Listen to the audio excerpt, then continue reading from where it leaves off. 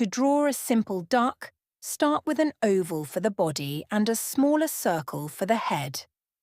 Add a beak, then connect the head and body with a curved line for the neck.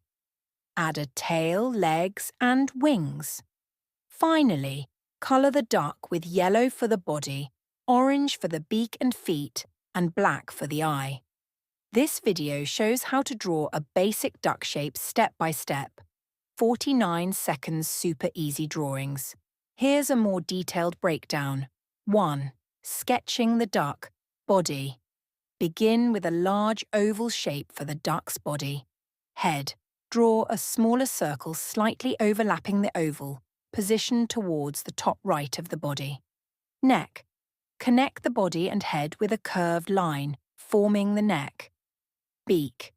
Draw a triangle-like shape for the beak, extending from the head. Tail.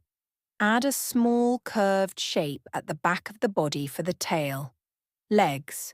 Draw 2 short, slightly curved lines for the legs. Wings.